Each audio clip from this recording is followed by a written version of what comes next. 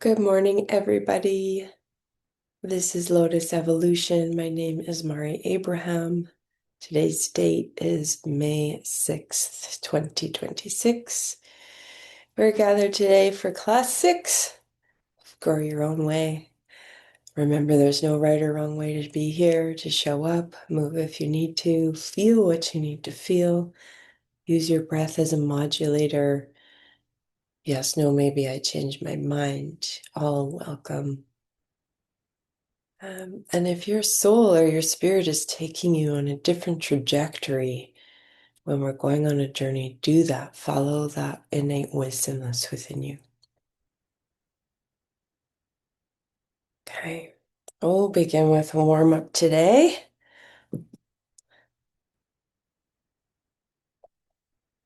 by setting our field. So go ahead and set your field.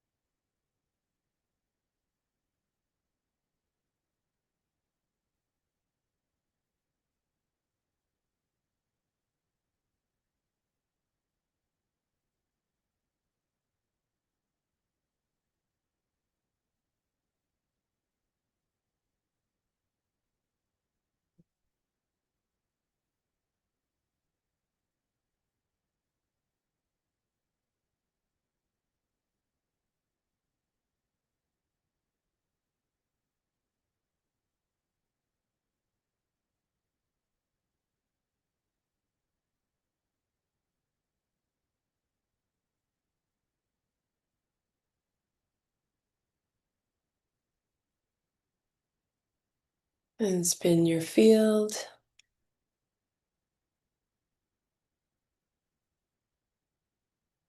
And grow your energetic fascia to link in with nature.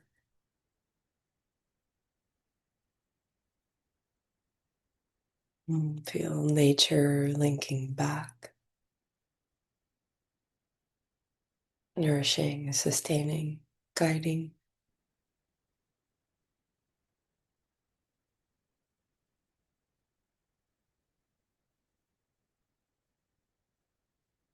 Become your own master in this moment.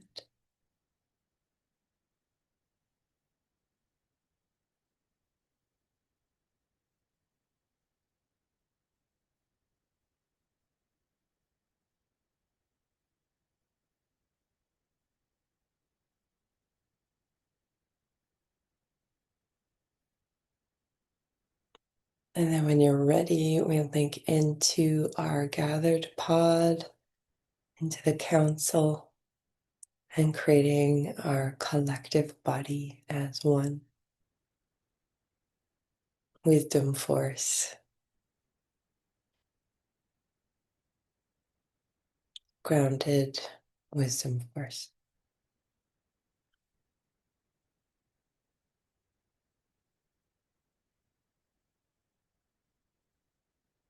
And just see if you can notice the difference between yesterday morning's council frequencies and this morning.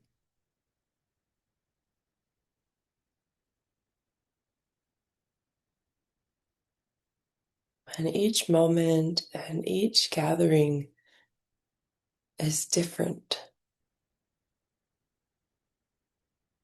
So we do not take for granted the beauty of a moment.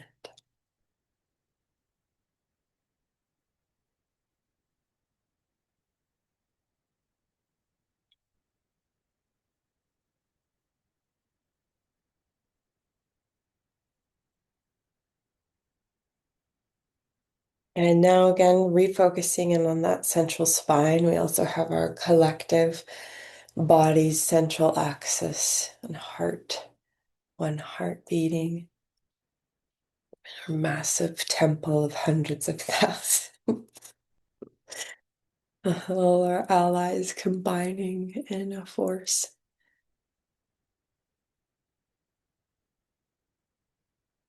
And let's notice the anchorage point to creation within us, and then our anchorage points all around us.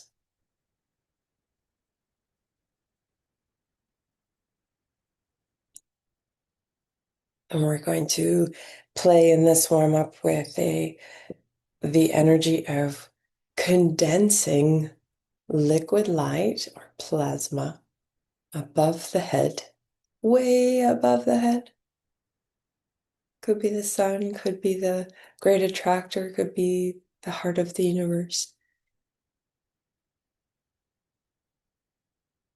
And we'll start with a ruby red frequency. And imagine, sense, feel, intend, call in, and invoke that wonderful red plasma field.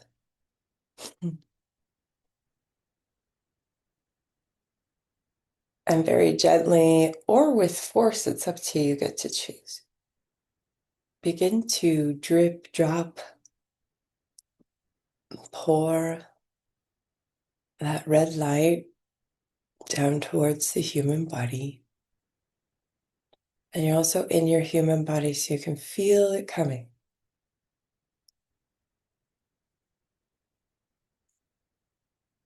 And we can also imagine, if you want to play with the chakra system, we're going to the 8th or 9th or 10th chakra above the head and letting that energy gather there as if it's being held in a beautiful fountain or cup or chalice, a crystal bowl. And fill, watch it fill, fill, fill until it overflows. And then witness, sense, feel it beginning to cascade.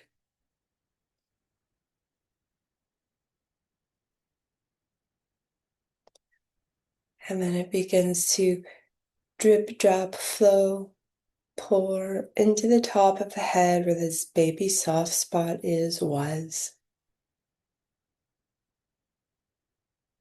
And we let it land on that pineal gland. And as soon as that first drop of red lands on the pineal, red ruby light flowing, restoring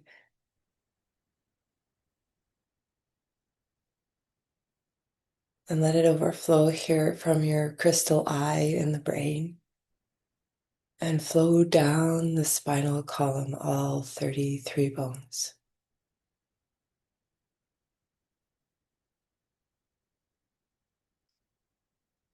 This particular technique can be amplified by placing the tip of your tongue on the roof of your mouth. You can even bend your tongue towards the back of your throat and gently press up on the soft palate towards the pineal gland.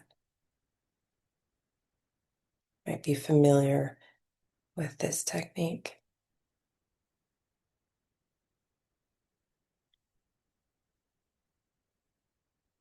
Until the whole body, starting in the spinal column, becomes saturated with this liquid red plasma. Don't forget to penetrate the bones and into the bone marrow, supporting the new cells that are being created within your body and being.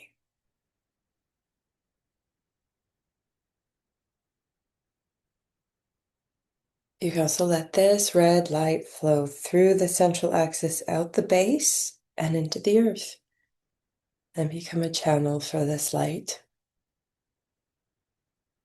to connect to the red light frequencies of our planet.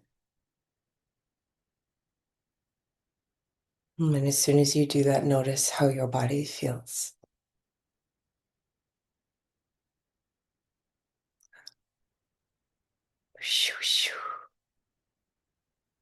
You may also notice as we saturate our bodies in our field with this light, because our temple also is turning ruby red, and lots of different shades of it.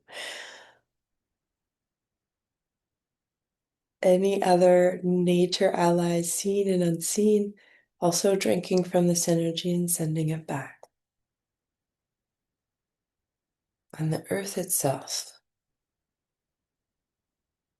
planetary body. And we'll keep this expanded flow moving as slowly from the heart of creation, wherever you're drawing this light from, watching it change to a nice orange color.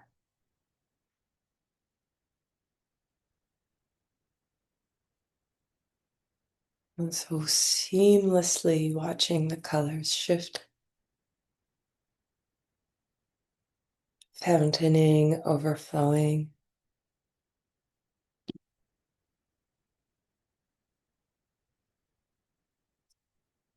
Orange, liquid plasma. And each color might have a particular texture or subtle medicine to offer you.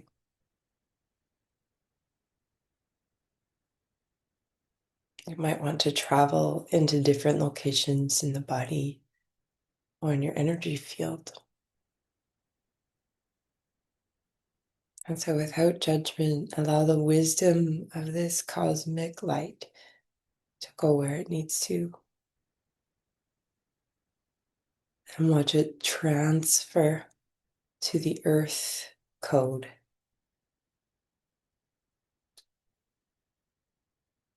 Saturate the field. If you're pressing your tongue up towards your brain, you can also, another piece here, you can roll your eyes up and back.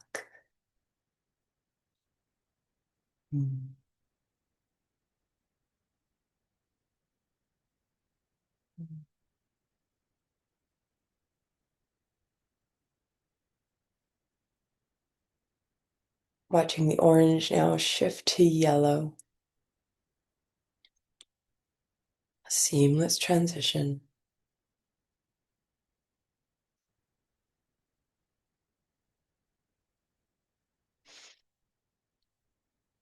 Use your breath as light bathing we're doing this morning. And bring that yellow energy into the spinal column. Let it drip, drip, pour, flow, cascade through the whole spinal column. From the pineal gland where it's condensed, it condenses like a dewdrop.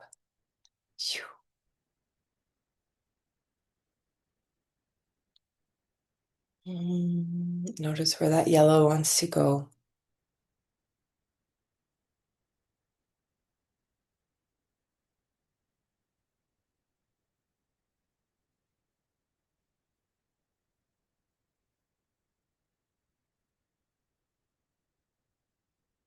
Shifting now to our greens, emerald greens, lime greens,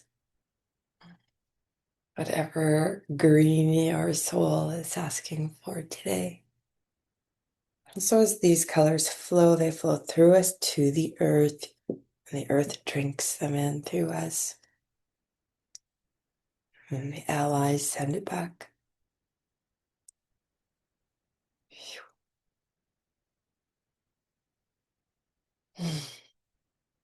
The tones of the colors might shift as they work with your body. Just notice.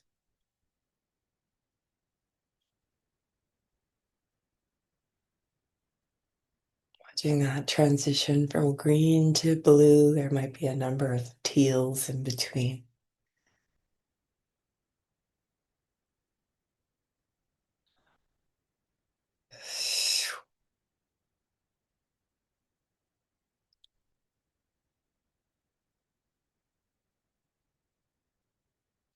Drip, drip, drip, drip, drip, drip, drip, drip, drip, drip. Pour, saturate, expand.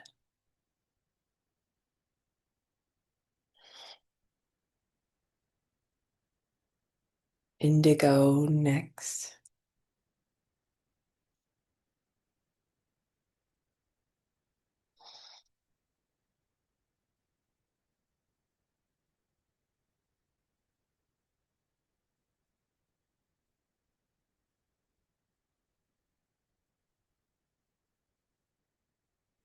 All the way down the spine. Make sure every bone gets a piece.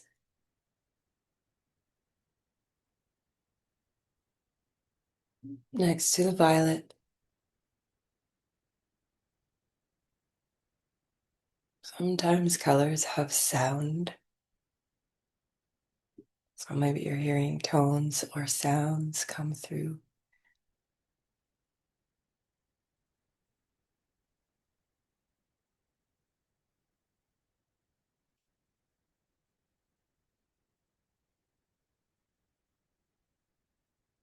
And we're going to invite white light in now.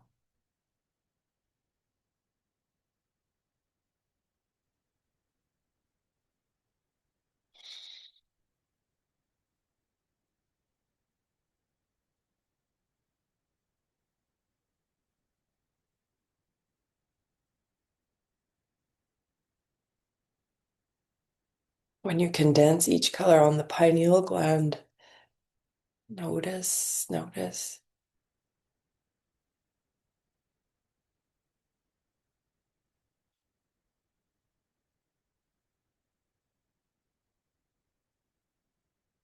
White to silver,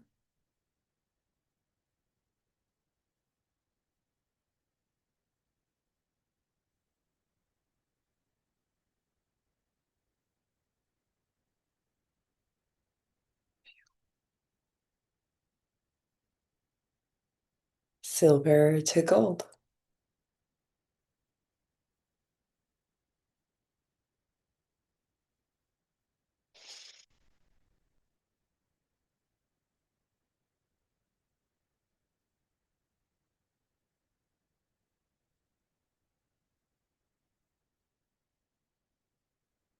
And then just simply invite your soul, your spirit, your body to orchestrate its own mixes, colors, and blends, whatever is required in this day for this moment.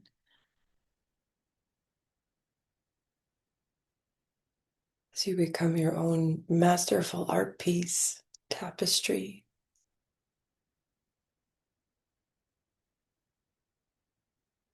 Share it with your aura, your biodynamic field. These are living colors, living color.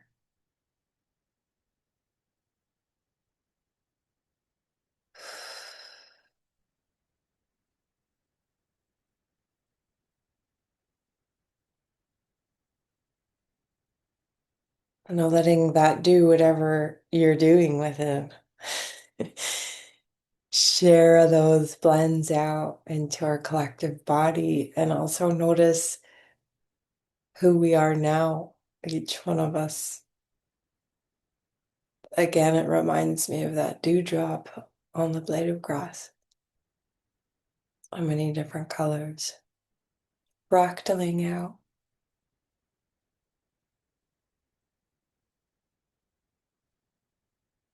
Sounds, songs.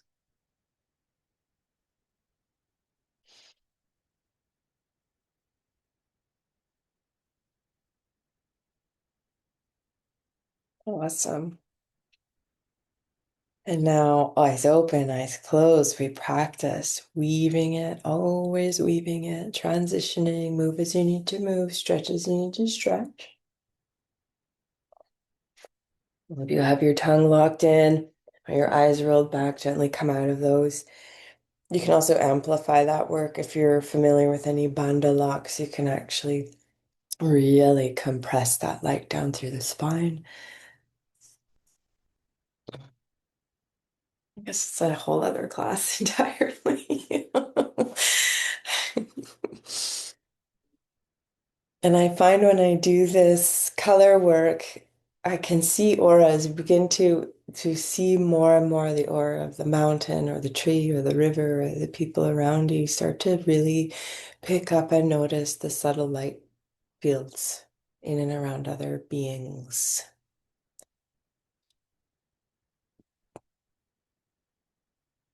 And so if you're one of those people like, I wish I could see people's auras, this is one way to cultivate that gift. Doing it for yourself first.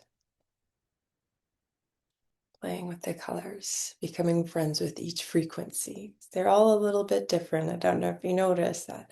Red felt different than violet. Gold felt different than green. Mhm. And if you work with people, you can also support them by calling in different colors into your body and then broadcasting them into the room, into the space. Sometimes the color will just show up. All of a sudden, the violet flame will be there. You're like, well, okay, here we go. Violet ray. All right. The theme for today's class is further amplification of our sovereignty and the emptiness, the energy of emptiness. Once we go back to that work, the work we've been doing around identifying all the roles or all the ways in which we are showing up in the world, what we've been through in order to create those identities, refining them and purifying them, and allowing those identities to become more and more authentic to our central core. And as far as individuality goes, we can't fully integrate and sustain our individuality until we have fully become it also. So even though we're like, okay, I really want to be who I am and who I am. And so we work towards becoming I am, and then all of a sudden it naturally disappears. Sounds a little bit like a paradox.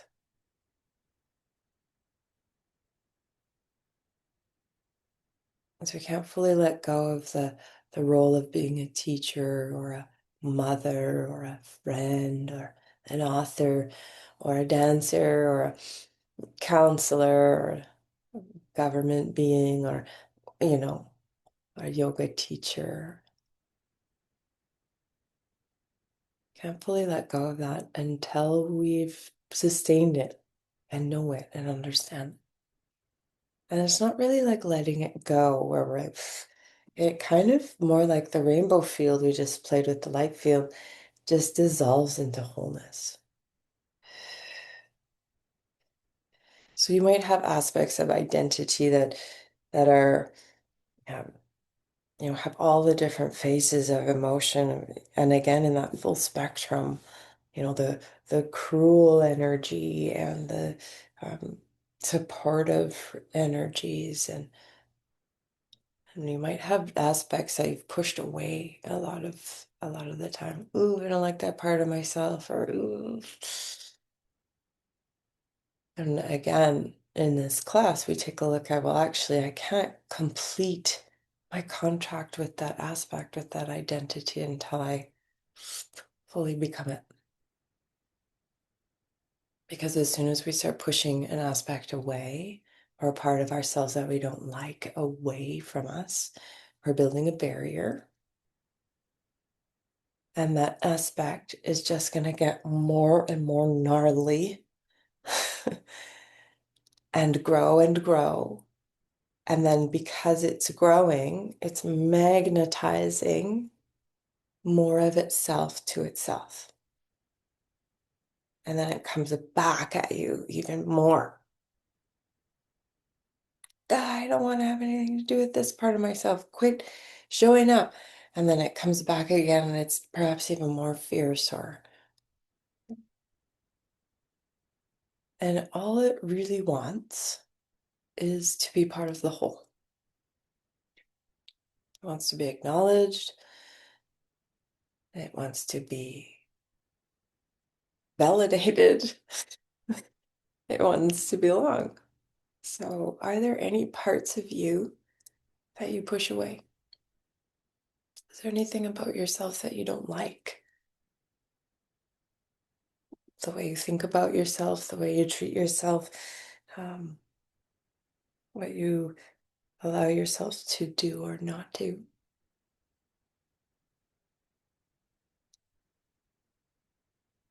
And my invitation is to bring that aspect all the way home into full acceptance. And as soon as we fully accept it, it has nothing to get upset about any. It's home. It becomes part of the greater whole. It becomes an entire being, an entire different being. We become an entire different being when we reclaim all the aspects of ourselves that we've pushed away.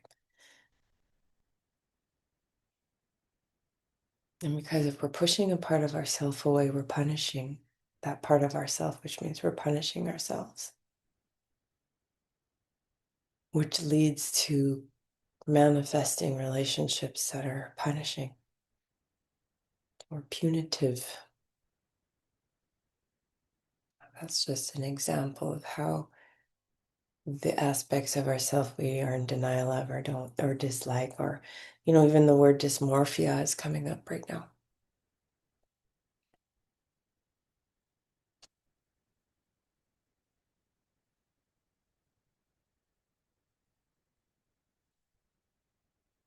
And on a larger overarching scale in society, there are desirable and undesirable aspects of the human, of the mind, of behavior. And there can be whole institutions and systems that actively support you in pushing aspects away.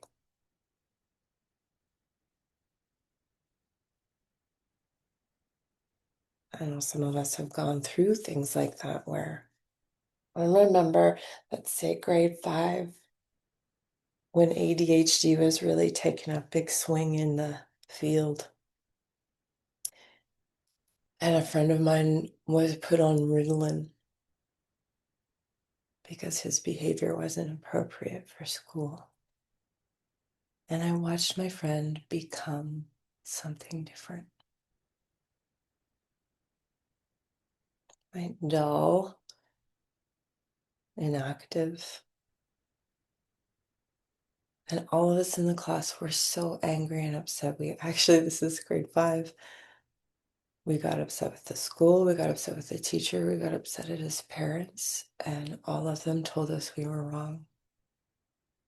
And then in order for our friend to be successful in the world, he would have to stop these behaviors, and this beautiful high energy of creativity and movement and sound had to be dulled, put in or contained. It wasn't allowed.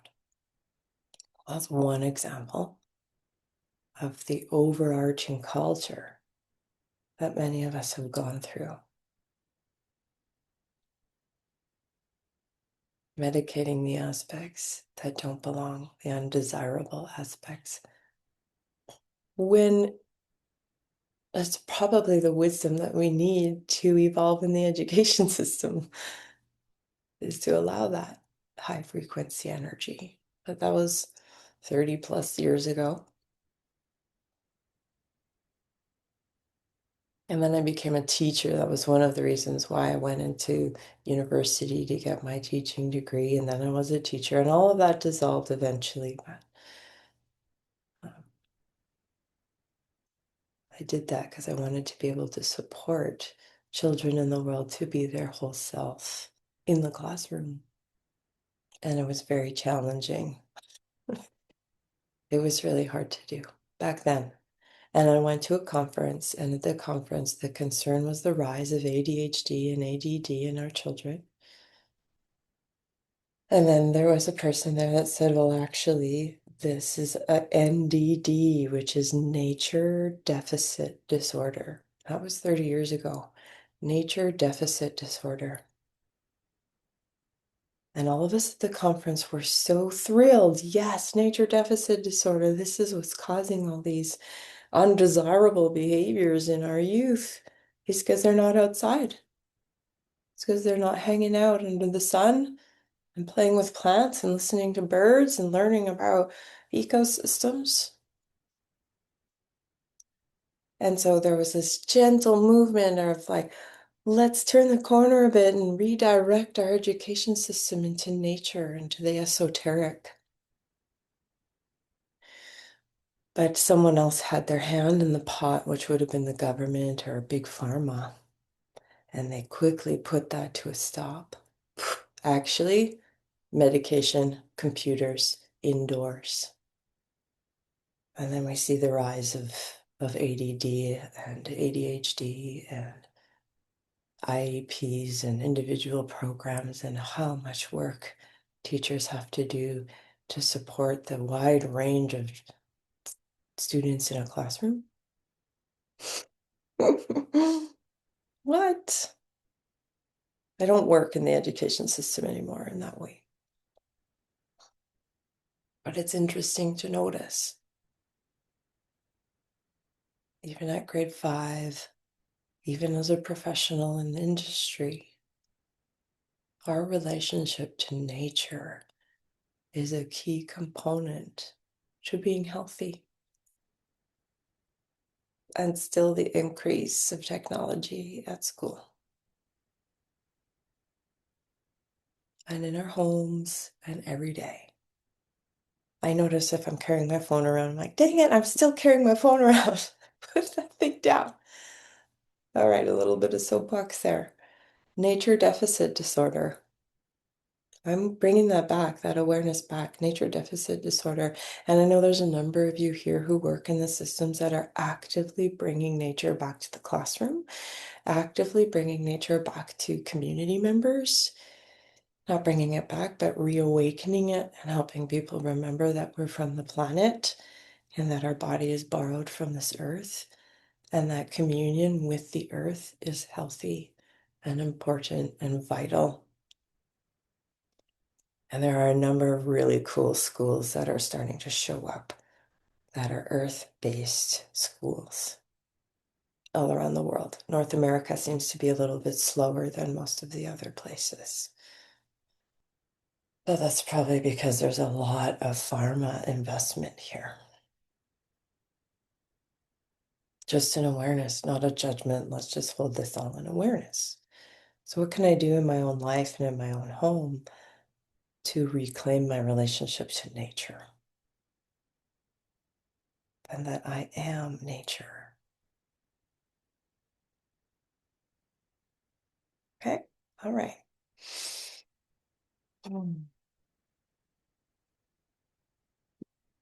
It's like also as we master more of our self-awareness and we become that channel or that dewdrop or the diamond on the web, radiating all the different colors out. When the light hits us, all the different colors shoot out.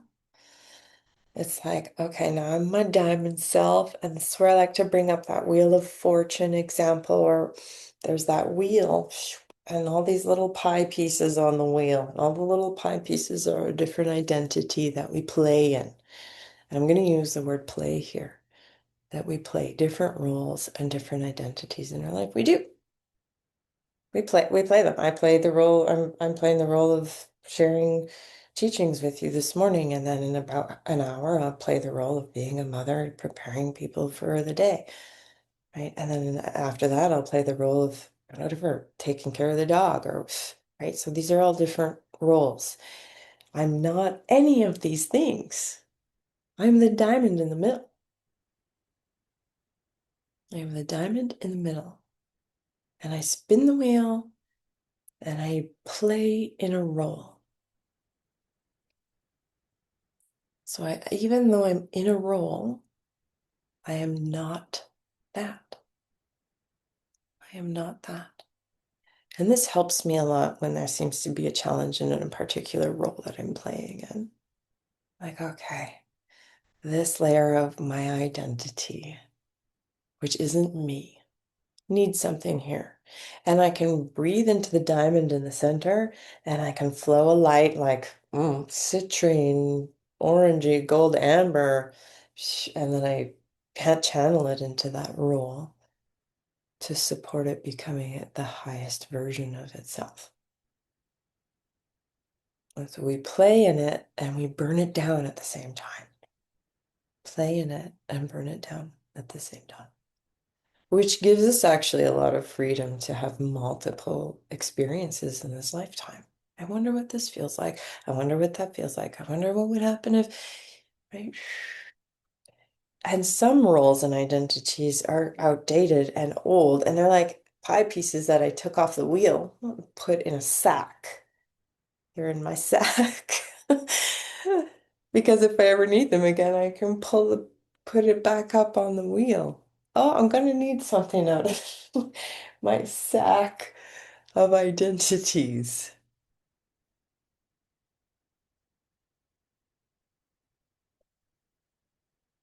But I'm also not that at the same time.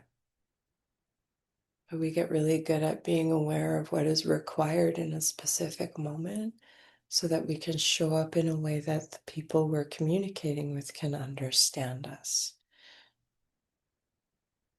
And so it also is showing us how flexible we can be in our intelligence and communication styles and all the different ways that we may be required to show up for humanity and the earth.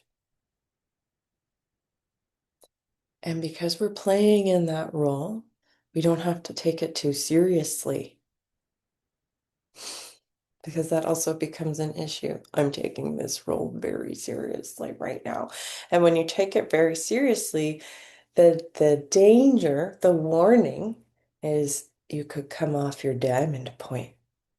And instead of staying in the center on your diamond, you could be pouring yourself into the role and get lost there and then feel like this is all I am. I'm only a teacher and I'm not doing good at it or I'm doing great at it. And again, that's that lead into becoming attached to a role or an identity that comes with punishments and rewards and. Right? And we can do our best at every single role that we choose to play in. And some of us have like 300 pieces of pie on the wheel, and some of us only have 5. And I've noticed in my lifetime as I grow and evolve, more of the pie pieces are in my sack, and my sack is actually not a sack anymore as I'm talking right now. It's just becoming liquid water that's flowing all over the place. So eventually, all those identities just dissolve. And in the moment, I cultivate what I need to be in that moment that feels best for my being and my essence. And in saying that, all of a sudden, there's no wheel anymore. There's just a diamond on the web. There's just a diamond on the web, reflecting light back out, whatever is required in that moment. And so we get to this level of self-awareness and essence and refining our roles and identities and their intentions in the world. And then we have to be in relationship. Here we go back again, relationship, relationship. We're always talking about relationships. Why? Because I can go to Africa and I can train in the bush with 1 or 2 teachers, but mostly I had to be by myself and really learn to communicate with nature. And I can be out there doing that for years or months by myself and get really good at it. Really, really good at it. To see the animal before it shows up, you know what I mean? And then I have to come back home to the house, to the family, to the friends, to the community. And I have to learn again all of a sudden I have to blend, I have to connect. And I didn't know how. I tell you, I didn't know how. I came back from Africa, a whole other creature, nature beast. And then there was humanity. And I threw up. I puked. Got off the plane and I was like, what is this? Then I got sick. And so I had to train again. I had to go through training again, but this time with the environment of humanity. And so, what does it mean to blend our energies, to meet with somebody and to blend? And so, true blending requires that each party has already found their own source of light, is already knowing that they are a whole being. So this is where this evolutionary relationship, where we're wanting to invite more of into our life, is evolutionary relationships. Okay. And then that way we can truly surrender to each other without losing our center, without losing our center. And I'm going to go to the chat and I'm going to put in here, there, 5 different statements that are connected to how we blend in the world, how we find ourselves in relationship and sovereignty of our own being, energetic sovereignties. Where do I stand in terms of maintaining my individuality and energetic sovereignty? I'm going to read them out loud in case you don't want to look at your screen. And as I'm reading them, scan your field and see, oh yeah, in this relationship, I'm here. And in this relationship, I'm here. And so you're just starting to notice, because when we're blending with someone else and say we both have a core, then we're really good at flexing and being and blending with each other and never losing sight of who we are as an individual. But that gives us that we can work off of each other and we can amplify each other's frequencies. And when we blend, we become a whole other creative being, and ideas are springing forth out of the, and then we evolve out of there, and then we move into the role or the identity of bringing those creative ideas into being.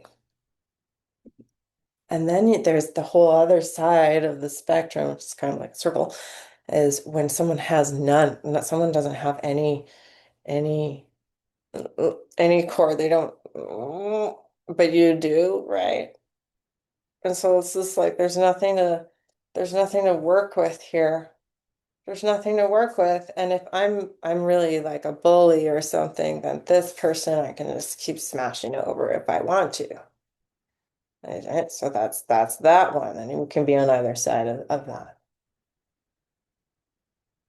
And then there's a whole wide range of spectrum in here. So when one is really strong and very dominant, and the other one is very submissive, and always saying, well, whatever you want to do, and whatever you want to have, and what, like that appeasing energy. It's a bowing down to the dominant. So these are just examples. But if there's nothing to push against, then there's no challenge. When there's no challenge, there's no way to grow. Just stays like that. It just stays. And some people really feel like that's what it's supposed to be. And can be very challenged if all of a sudden you change in the relationship and the system that they're used to isn't working anymore. And so as when we change, all of our relationships shift. Every single relationship we have changes. And we can't change anybody else. We can only change ourselves. And by changing ourselves, we change the relationship. And some people are really flexible with that and change with you and grow with you. And other people are really challenged by it and don't want you to change and they will do it. It's called a counter move. They will do whatever they can do to bring you back to the way you were before. And absolutely anything. People go a little bit bonkers sometimes. They even threaten suicide or murder, uh, or threatening your family or your job or whatever. People can go a little bit wongos. Actually, you're not allowed to do that. So I'm going to hurt myself or hurt you if you leave me behind, or you change, or you don't let me treat you how I was treating you anymore. Okay? Examples. So, form one. I tend to get engulfed and lose myself easily, energetically and emotionally. Do a quick scan. Are there any relationships in your life where you lose yourself easily, energetically and emotionally?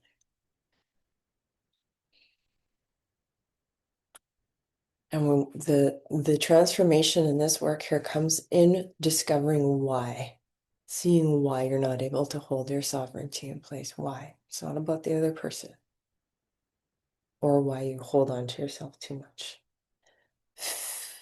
So if you have anyone there, any relationships there where you lose yourself easily, or there's someone that loses themselves easily around you. Is there anyone that loses themselves easily around you and will just change because you're changing? The word sheeple is coming up. Number two, next scan. I know how to hold my own energy in certain ways, but my wounds still play out within partnership.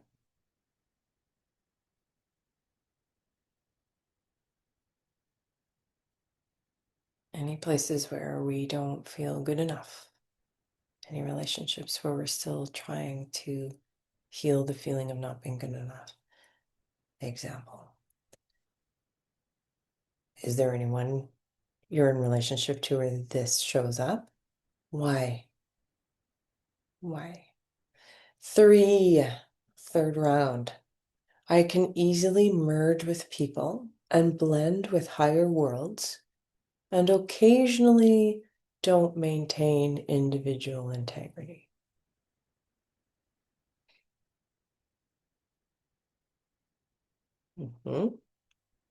Okay. Scan four. I have strong individual sovereignty that feels healthy and allows me to play with polarities and not be thrown off my center. Any relationships there? And last scan. My individuation tends to be too strong, controlling, and overly contained, and I have trouble merging and surrendering with others. Control freak. One of my besties, she's not on the call this morning, but we amplify this in each other. We get real control freaky around each other and we keep busting each other. You're such a control freak. And so now we call each other that, which helps us come back to our diamond self. And then we let go of what we think it needs to be or how we think it needs to be.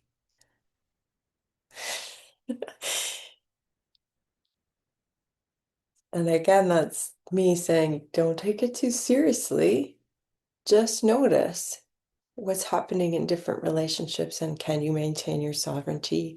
Can the other person maintain theirs? Can you blend and come together to create new energies without getting lost or pushing the other person over? It's a delicate balance.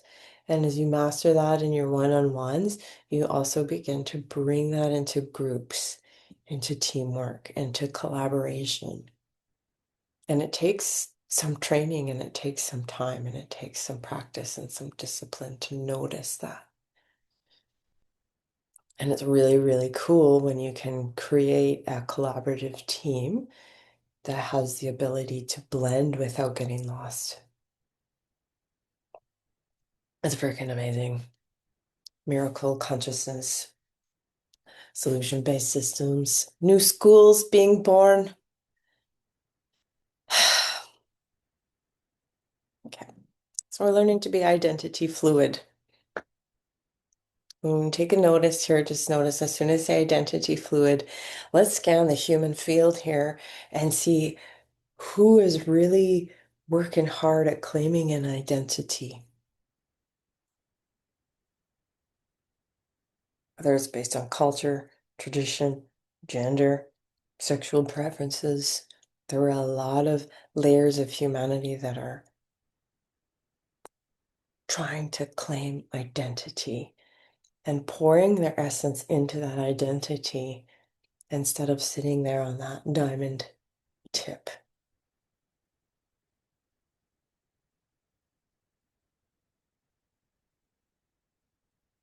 And so, if you have any of that, where is that energy coming from? What is the wound that is amplifying this drive for identity, need for validation and belonging? And you can track the human history of suffering and violence connected to it. And then in the end, when you finally claim that identity for yourself, then what?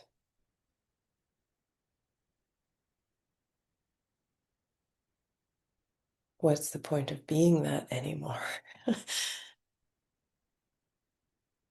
I don't know. Just throwing it out there. We're going to do two little journeys now. But my invitation after that little speech is to create or write your own invocation of sovereignty, your own invocation of how you want to show up in the world. It's a good one. It's a good one to play with. It can be a poem, it can be a dance, it can be a song, it can be a transmission, whatever it is. Invocation of sovereignty.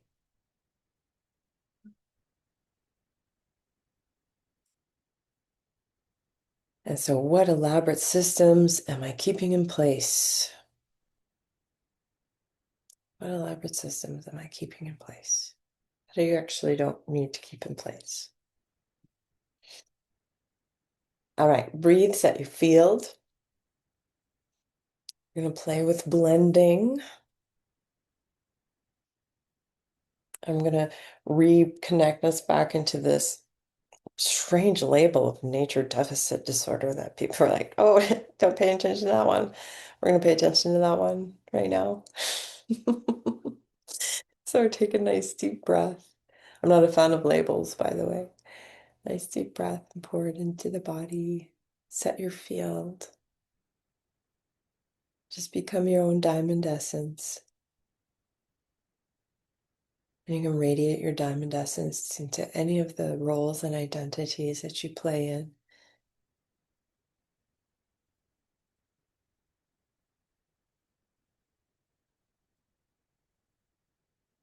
And then we're going to open the field and link back into nature, the field of nature. And through intention, we broadcast out into the field of nature for an animal to come forward.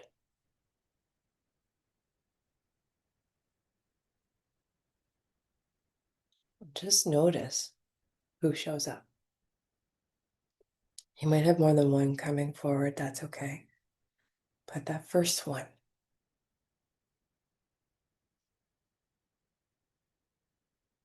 and for whatever reason, this animal is being drawn to you today.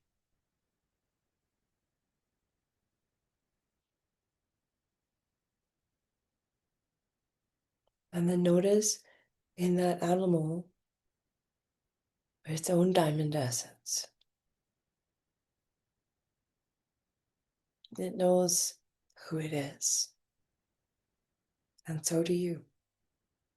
You know who you are. And so just eye gaze. Take a moment and eye gaze.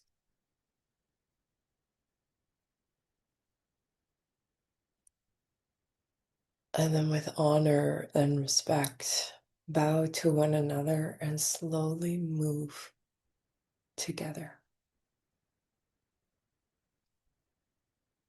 And as you're moving together, your energy fields start to blend.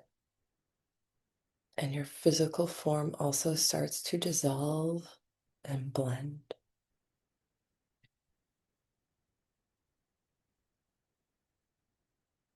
Whereas before you were one and one, and now you are two as one.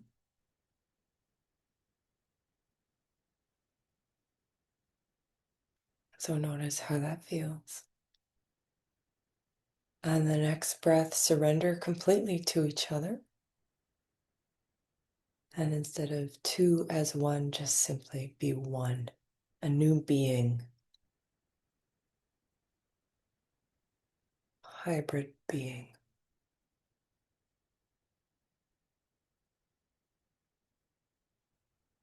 In this moment, access your sensorium.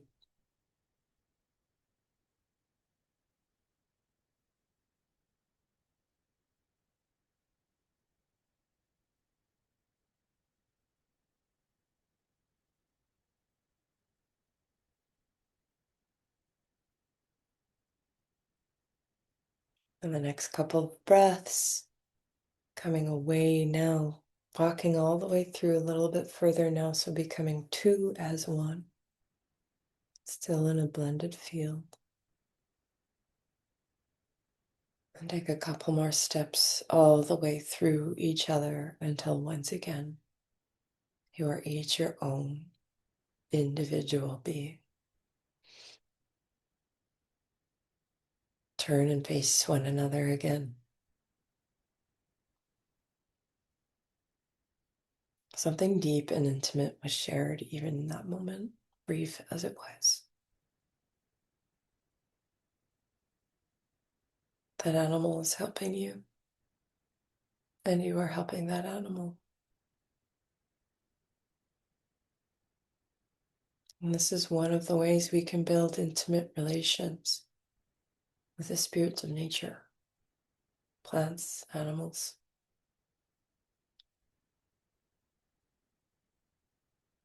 Is by showing up. Is by being willing to blend and understand the world through them.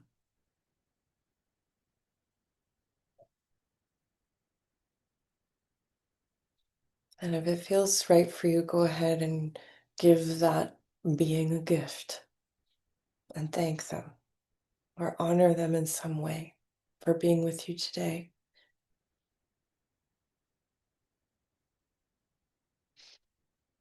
You're welcome to practice this with other animals. You can do this with plants. You can do this with star nations. You can do this with larger bodies like planets or the sun. Pretty cool learnings are just on the tip of your diamond essence. Oh my gosh, it's 7 o'clock. If you have to go, you're welcome to go. And if you're going to stay, we'll do another quick journey here into the emptiness. So release that animal being, thank you. And maybe you'll see them later today. Maybe you'll see them on a sign or hear someone else talking about them. Always a confirmation. Now breathing up into the spine, setting the field. Neutral, neutral, neutral.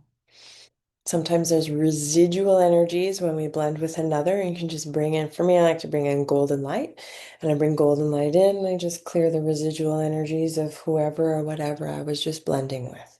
So golden light clear, residual energies. So we move into the emptiness portion now.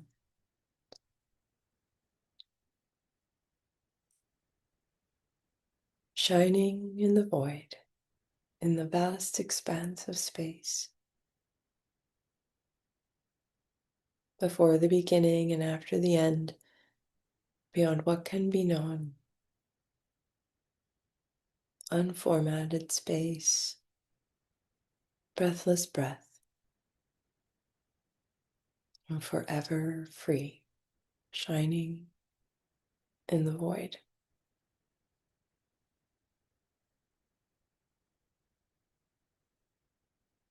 connected to an already enlightened presence. Your body becomes transparent, spacious, clear.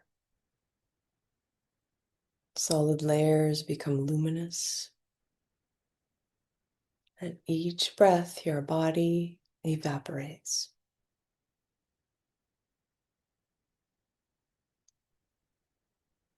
Infinite space in all directions is your body.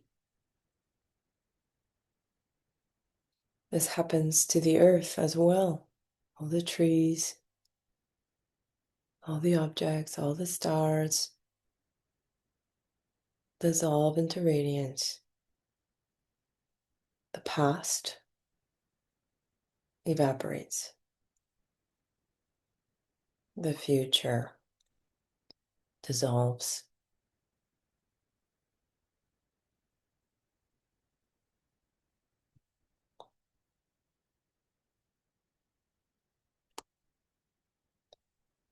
The body again, every identity becomes older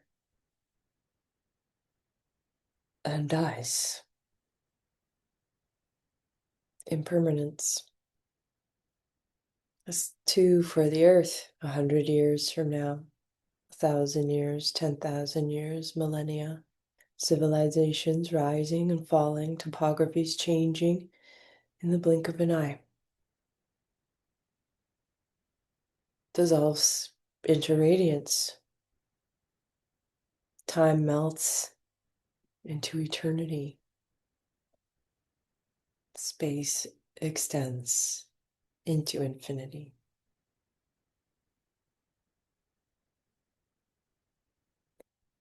As I breathe, I dissolve into infinite radiance. Everything I have believed, I let go.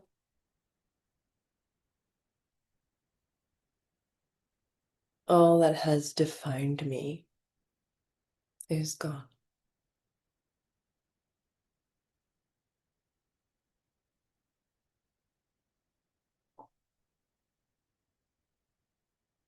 My idea of the state of the world, I relinquish. My sense of reality, gone. I surrender my limitations now.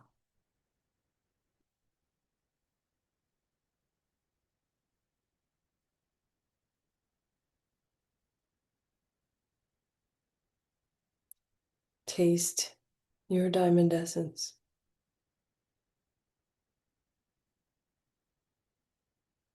shining in the void.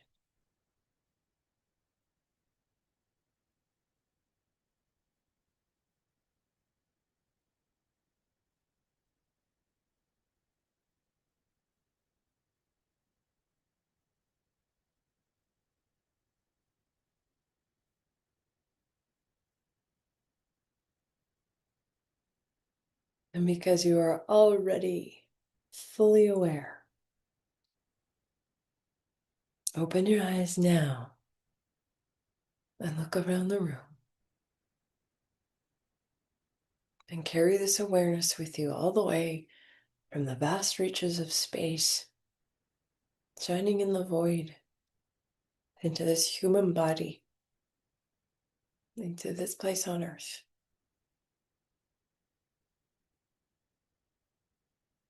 And even this avatar, this human,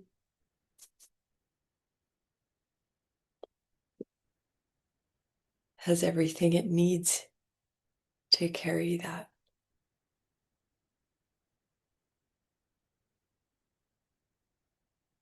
And so, who am I now? Who am I now?